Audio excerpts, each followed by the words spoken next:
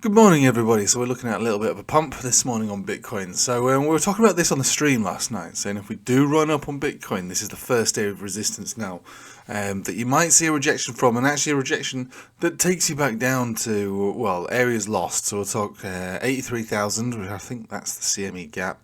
Then you've got yourself 81,800, that's the previous low. Then you've got just below 80,000, and then obviously 78, blah blah blah. So I'm not here to sort of like be bearish. You know me, I'm bullish, pretty much bullish all the time. But that is a resistance on a 4-hourly death cross, and so we have to just take it for what it's worth. Now, another interesting thing that we're seeing though, at the moment, we are looking at a trend signal on the Ichimoku cloud form. Trend signal is different to a pump. So a trend signal is where you have price action above the cloud, a cross above the cloud. It's crossing at the moment. It's not confirmed yet. Got to wait another hour. And then the Chiku span has to close above the price, which means that if for whatever reason we do get a little higher than this, let's say this next 4-hourly candle closes above like 87,000. Get yourself above these moving averages here. Get the Chiku span above this little piece of price action. That's the trend signal, and at that point you really do start to think, well, maybe we can trust it, maybe we can trust it to run. The only problem that I've got would be that the money flow index is currently sitting at around about 90, and 90 is quite a hot read. So we can be bullish, we can interpret the price action however we want.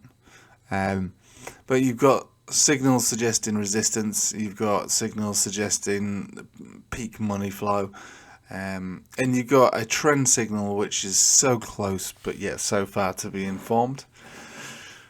Look, I like it, but I just have to say how it is. I don't think that Bitcoin's coming back down into serious lows. I don't think the bear market has begun. I don't think the cycle's over. I'm kind of tired of hearing all that. You'll know that the cycle is over only when the model for the cycle. Oh, I can't even get my words out. You'll know that when the cycle is finished. You'll know that the 4-year cycle is obsolete once the 4-year cycle time frame has completed and we see something completely different within it. So if we see continuation into next year, into higher highs, 4-year cycle's broken. If we don't see a new all-time high this year, okay, cycle broken, perhaps, probably. But at this very moment in time, cycle broken? No, I don't understand all this. It's just clickbait. I think the cycle's broken. I was saying this last night on the stream. We saw it and heard it on the last cycle. I think this cycle's broken. I think we're gonna be pumping all the way into 2022. These were big YouTubers that were talking about this sort of stuff. I remember it. I remember it clearly. It's extended cycle time now. I think what we're looking at is an extended cycle. Pop. Hang on a minute. What? Popped. Everything's just coming down exactly as anticipated within a 3-week period of the time frame that we set it 3 years prior. Anyway. Daily. Looking alright. So I just moved back into charting.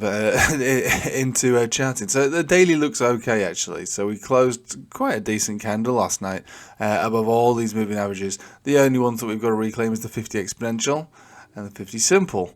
So we, as far as the daily is concerned, trend up to 90 and then a big resistance around 92.5. Not overheated over here, so maybe we do see that push up on the 4-hourly if it can manage it. I just feel like there's enough warning signs there to say don't long me now, don't long me right now. Just be respectful of resistance, that's all. But the daily could stretch and it could reach. So excellent.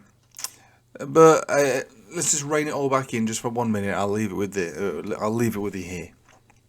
So we got support roughly around 80. We've got resistance around 92. Sorry. So basically, what we're seeing is this is our range.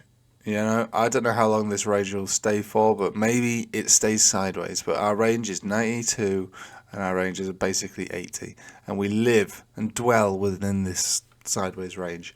Super bullish above here. Super bearish below here.